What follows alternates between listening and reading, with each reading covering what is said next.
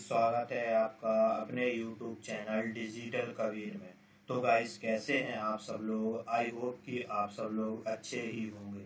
तो गाइस आज का हमारा बड़ा ही इंटरेस्टिंग टॉपिक है और जो है हमारी तत्काल टिकट के बारे में। मान लीजिए कि आप एक तत्काल टिकट करते हैं और आप जैसे ही तत्काल टिकट करते हैं और आप देखते हैं कि आपकी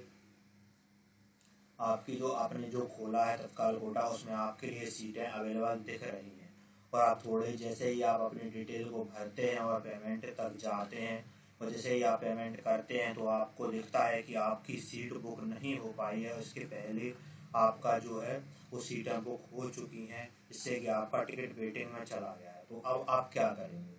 क्या आप उस टिकट को कैंसिल कर देंगे? आपका टिकट कैंसिल होगा या नहीं होगा?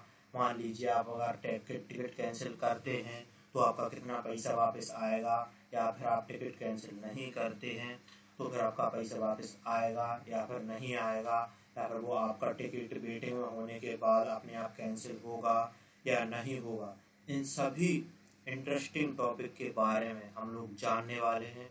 तो चलिए गाइस शुरू करते हैं इस वीडियो को। और अगर आप हमारे इस यूट्यूब चैनल पर नए हैं तो प्लीज़ इस चैनल को सब्सक्राइब करना और बेल आइकन को क्लिक करना बिल्कुल ना भूलें। ऐसे ही इंटरेस्टिंग वीडियो हम आपके लिए लाते रहेंगे। तो चलिए गाइस शुरू करते हैं।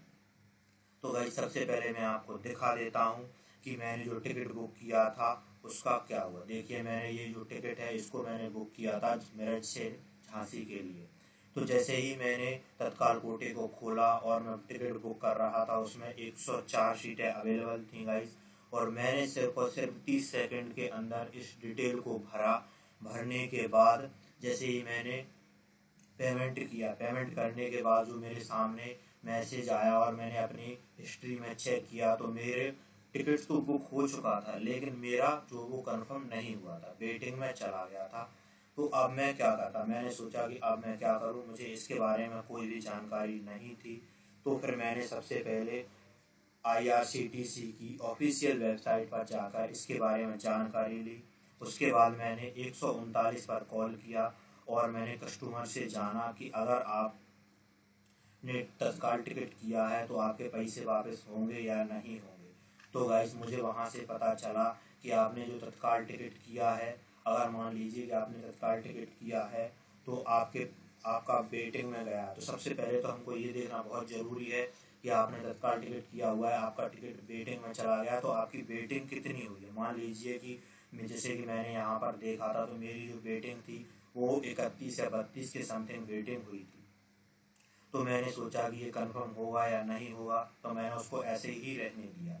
तो उसके बाद मुझे पता चला कि मेरा जो टिकट है वो कंफर्म नहीं हो पाया।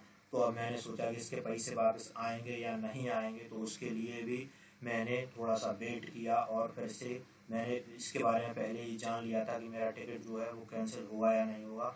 तो मैंने उस टिकट को कैंसिल नहीं किया था, ये जो कि अब अपने आप टिकट कैंसिल हो चुका है। देखिए मैं आपको इसकी मेल भी दिखा देता हूँ जो मेरे पास आई है। तो देखिए मैं आपको दिखा देता हूँ। देखिए ये जो मेरी मेल है यहाँ पर आ चुकी है। Dear customer, we wish to inform you that your ticket against PNR number, ये मेरा PNR नंबर है। उसके बाद has been cancelled successfully, the refund amount 760 रुपये। यानी कि जो मेरा टिकट हुआ था, देखिए मैं आपको दिखा देता हूँ, जो मेरा टिकट हुआ था वो हुआ था मेरा 820 रुपये, और मेरा जो टिकट था वो 820 रुपये का था। देखिए ये जो था वो 820 रुपये का था, और जो GST और जो फीस लगी थी वो अपनी 11 रुपये 8 पैसे और लग गई थी। तो जो टोटल हुआ था वो 831 रुपये का हुआ था। देखिए तो मेरे जो पैसे कटे हैं वो कितने कट के आए हैं। यहाँ पर जो मेरे पैसे आए हैं वो 760 रुपये आए हुए हैं गाइस।